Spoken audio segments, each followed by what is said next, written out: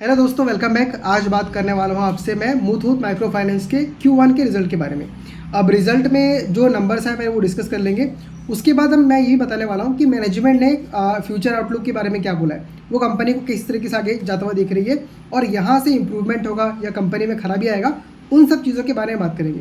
तो देखिए इस जो कंपनी है माइक्रो फाइनेंस का उसका मेन काम क्या है, जो MFI लोन्स होता है, माइक्रो फाइनेंस लोन, ऐसे लोग जो गांव में हैं, जो लोग कुछ इनकम जनरेट करना चाहते हैं, बेसिकली ग्रुप लोन देती है। और अभी इसने क्या किया, अपने बिजनेस मॉडल को थोड़ा बहुत चेंज करने का ट्राई किया है।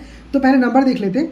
इनका जो AUM है, जो एसेट अंडर मैनेजमेंट है, टोटल जो लोन बुक है, जो इनका मेन बिजनेस है जिससे इनको पैसा आता है, वो ग्रो किया है लगभग आपका 18% से। आपका अगर देखेंगे तो इसका 1 लाख लगभग 50,000 करोड़ के आसपास का लोन बुक है, जो पिछले साल से 18% से ग्रो किया है, जो कि नंबर ठीक ठाक है। और इस कंपनी को पढ़ के और दो चार ऐसे और कंपनीज हैं, उन सबको पढ़ के मैंने आपको लगभग 6 महीने पहले बताया था कि जो भी माइक्रो फाइनेंस की कंपनीज है, उनको पढ़ के ऐसा लग रहा है कि इनके प्रॉब्लम्स जो है ऑलमोस्ट अभी खत्म हो चुके हैं। और इस क्वार्टर में भी ये प्रूफ होता दिख रहा है कि इनका जो प्रॉब्लम्स था वो सब खत्म हो चुका है। अब आगे जो भी कंपनीज है वो सिर्फ आगे ग्रोथ का बात कर रही है, ये बोल रहे हैं कि हम लोग कंपनी और अच्छे से ग्रो करा सकते हैं। तो यहीं पे हमको दिख रहा है कि इनका AUM 18% से ग्रो करा है, जो कि एक अच्छा नंबर है। बट मैं चाहता हूँ कि ये नंबर और ज़्यादा अच्छे से ग्रो करे। तो ये हमको आगे आने वाले क्वार्टर्स में इसमें ग्रोथ के रूप में ज़्यादा लोगों को लोग बांटेंगे तो ज़्यादा इनका इनकम बढ़ सकता है, वो देखने को मिल सकता है। डिसबर्समेंट अगर देखिए आपको दो चीज़ देखना होता है। एक तो टोटल लोन बुक कितना बड़ा हो गया, और दूसरा देखना पड़ता है कि नया लोन मैंने कितना दिया। मतलब मान लीजिए अगर मेरा 1 लाख करोड़ का लोन था, उसमें से मैंने और 50,000 का लोन निकाल के डाल दिया, लोगों को दे दिया, तो इसको बोलते हैं डिसबर्समेंट। कितना नया लोन मैंने बांटा, तो वो ग्रो किया है लगभग 49% से। अगेन ये बहुत अच्छा नंबर है। और Q1 की बेसिस पे देखेंगे तो 8% से डिक्रीज़ किया है। ये थोड़ा सा मुझे नेगेटिव लगता है, लेकिन ठीक है।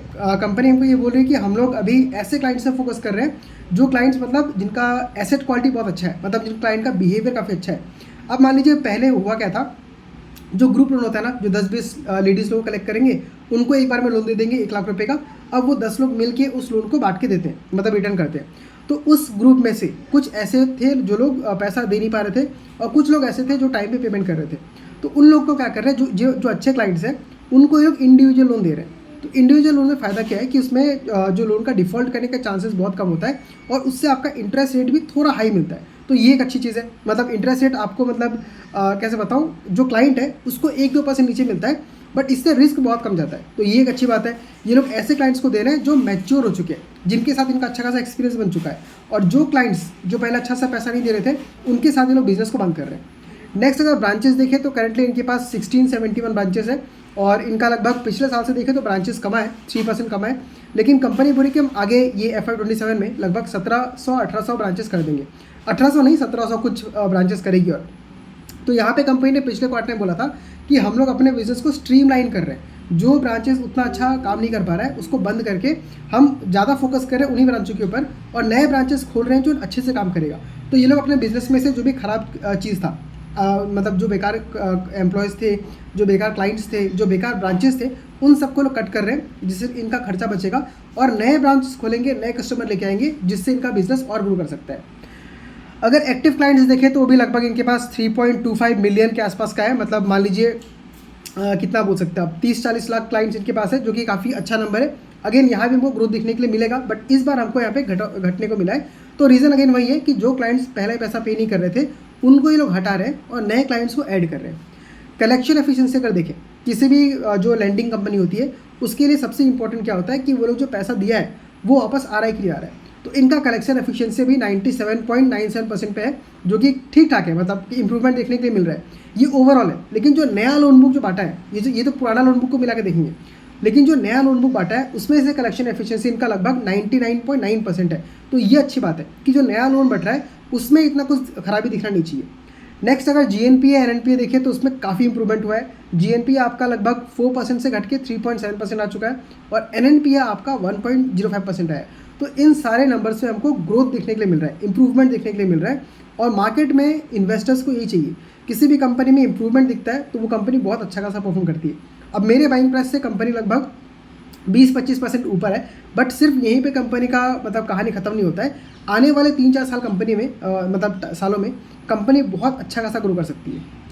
तो ये था कंपनी का मोटा मोटा नंबर्स। अगर मैं निम देखूं, नेट इंटरेस्ट मार्जिन, तो 12% है, काफ़ी अच्छा है, क्योंकि ये लोग माइक्रो लोन देते हैं, रिस्की लोन देते हैं, तो इनका नेट इंटरेस्ट मार्जिन काफ़ी अच्छा रहता है।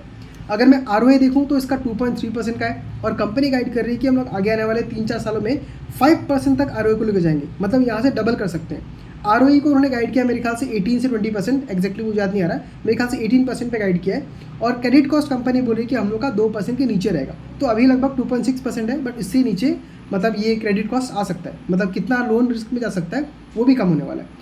तो कंपनी के नंबर्स काफ़ी अच्छे हैं। अब मैनेजमेंट ने क्या बोला है देखिए, कि इनका जो फिलहाल क्या बोलते हैं जो कॉस्ट ऑफ डिपॉजिट है, अभी इनका लगभग पहले 10% के आसपास था, बट वो घटते घटते इनका भी 9% पे आ चुका है, 9.8% पे आ चुका है। और इनका जो रेटिंग्स है वो काफ़ी इंप्रूवमेंट हुआ है, उसके वजह से इनका जो मतलब कॉस्ट ऑफ डिपॉजिट है जो ये लोग बोरो करते हैं, मतलब मान लीजिए वो और भी घट जाएगा।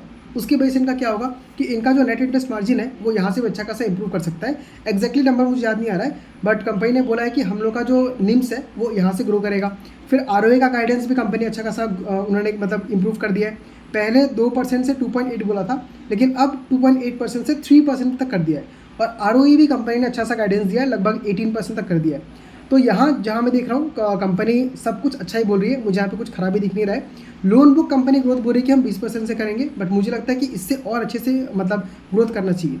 इसके साथ साथ कंपनी अभी कंज्यूमर ड्यूरेबल लोन में आ रही है, मतलब आपका ऐसा लोन जो जैसे टीवी फ्रिज जो शॉर्ट टर्म का होता है, 6 महीना 9 महीना 1 साल का होता है, उसमें क्या होता है कि इनको अच्छा खासा इंटरेस्ट मिल जाता है और ये बहुत जल्दी पैसे को रोटेट कर सकते हैं। तो ये एक बिजनेस कंपनी चालू करने वाली है। दूसरा कंपनी गोल्ड लोन चालू करने वाली है, वो भी अगेन बहुत बड़ा स्कोप बन सकता है इसके लिए। और इनको एक और बेनिफिट ये मिल रहा है कि ये लोग मुथूट फाइनेंस की मतलब मुथूट जो ग्रुप है उसका ये लोग एक कंपनी, उसका पेरेंट का कंपनी ये लोग, तो उसकी तरफ से इनको बहुत अच्छा खासा हेल्प मिलने वाला है। और इन्होंने इसके साथ साथ क्या किया है, नए नए स्टेट्स में एंटर किया है, जैसे अभी इन्होंने आसाम में एंटर किया है। और आसाम में जो फ्लड था उससे ये लोग अनइफेक्टेड है, क्योंकि ये लोग ने अपना जो मेन ब्रांचेस खोला है जहाँ पे लोन दे रहे हैं वो आपका लोअर असम की तरफ है, और जो फ्लड आया है वो अपर असम की तरफ है। और मैं खुद भी अपर असम से हूँ, तो मुझे पता है कि ये जो इम्पैक्ट पड़ा है वो मेनली अपर असम में पड़ा है। आपका शिवसागर, डिब्रूगढ़ भी उतना नहीं, बट नाजिरा, शिवसागर, सोराइडो, ये 3 डिस्ट्रिक्ट पड़ा हुआ है आपका जहाँ पे दिक्कत हुआ है, लेकिन लोअर असम में उतना कुछ दिक्कत नहीं है। तो कंपनी अच्छा खासा एक्सपेंशन भी कर रही है, गोल्ड लोन का बिजनेस चालू करने वाली है, प्लस कंज्यूमर ड्यूरेबल भी चालू करेगी। इनका कॉस्ट ऑफ डिपॉजिट घटने वाला है, ROE का गाइडेंस बढ़ा दिया है, तो मुझे लगता है ये कंपनी यहाँ से बहुत अच्छा खासा ग्रो कर सकती है, और इसलिए मैंने इसमें ऑलरेडी एलोकेशन लेके रखा हुआ है। लेकिन आपको जो मेरा बातें सुन के इसको रिकमेंडेशन की तरह नहीं मानना है, आप भी जाइए इस कंपनी के बारे में पढ़िए, कंपनी के कॉल सुनिए, आपको बहुत ज़्यादा अच्छा इंसाइट मिलेगा, और आप जाके उस कंपनी को फिर डिसीजन बना सकते हैं कि आपको इसमें ऐड करना है कि नहीं करना है। मंडे को मार्केट खुलेगा तब मैं इसमें थोड़ा और पैसा डालूंगा। अभी मेरे पोर्टफोलियो का लगभग ये 1% भी नहीं, बहुत छोटी कंपनी, तो मैंने लगभग 0.7-0.8% डाला हुआ है, और मैं कुछ मंडे डालूंगा। और क्यों डालने वाला हूँ, क्यों देखिए एक और कंपनी है मेरे पोर्टफोलियो की जो कि जीना सीखो है, तो उसके बारे में वीडियो बनाऊंगा मैं। उसने रिजल्ट उतना अच्छा नहीं किया जितना करना चाहिए उसको, तो अभी उसका कॉल तो मंडे को लगभग मंडे को ही होगा, मार्केट आवर्स के टाइम पे होगा। बट क्योंकि वो मेरे पोर्टफोलियो का लगभग 5-6% पहुंच चुका है, तो उसको मैं ट्रिम करूंगा, और जो कंपनी ने अच्छा प्रॉमिस करके दिखाया है, जो प्रॉमिस कर रहे हैं और जो अच्छा परफॉर्मेंस दे रहे हैं उनमें डालूंगा। लगने से भले जीना सीखो अगर फिर से इंप्रूवमेंट दिखाती है तो फिर से एंट्री करूंगा मैं, बट मैंने ये रूल बना लिया है कि जो भी कंपनी अच्छा आज के डेट में नहीं कर पा रही है उस कंपनी में से निकलना बहुत इंपॉर्टेंट है। अगर आप एग्जिट नहीं करोगे तो आपका लॉस ज़्यादा हो सकता है। अब जीना सीखो में मुझे डाउट और क्यों आ रहा है, क्योंकि पिछले क्वार्टर में भी क्या हुआ था, जीना सीखो ने थोड़ा बहुत मतलब नंबर्स को ऊपर नीचे किया हुआ था, मतलब वो ठीक है, प्रॉब्लम जो भी था, बट पिछले क्वार्टर में डाउट था, और इस क्वार्टर में ग्रोथ हमको घटते हुए दिख रहा है। जहाँ पहले कंपनी लगभग 40-50% से ग्रो कर रही थी, इस बार कंपनी ने ओनली 28-30% से ग्रो किया है, तो ग्रोथ रेट बहुत ड्रास्टिकली घटा हुआ है। हालांकि आप अगर इसका मतलब वैल्यूशन देखेंगे जीना सीखो का, तो लगभग 30 के आसपास चल रहा है, बट जो ग्रोथ एक्सपेक्ट कर रहा था वो ग्रोथ फिलहाल जीना सीखो में दिखने नहीं मिला है। तो मंडे को मैं सबसे पहले अपना थोड़ा सा एग्जिट करूँगा, उसके बाद कॉल सुनूंगा, कॉल में सब कुछ ठीक लगता है तो वापस एंटर कर सकता हूँ, बट पहले मैं एग्जिट कर लूँगा, और जो पैसा निकलेगा उसको मैं डालने वाला हूँ मुथूट माइक्रो फाइनेंस से। तो इस कंपनी का जो फ्यूचर प्रोस्पेक्ट है मुझे काफ़ी अच्छा लग रहा है, इनका जो कॉल है वो भी काफ़ी बुलिश लग रहा है, और इसको देख के मुझे लग रहा है कि जो MFI साइकिल था वो ऑलमोस्ट टर्न अराउंड हो चुका है, और अब यहाँ से सिर्फ ग्रोथ ही ग्रोथ देखने के लिए मिलने वाला है। तो जो भी मतलब माइक्रो फाइनेंस वाली कंपनीज है वो भयंकर अच्छा ग्रो कर सकती है, ये मेरा ओपिनियन है। आपको मैं ये मतलब सजेशन नहीं दे रहा हूँ, मैं अपना ओपिनियन शेयर कर रहा हूँ।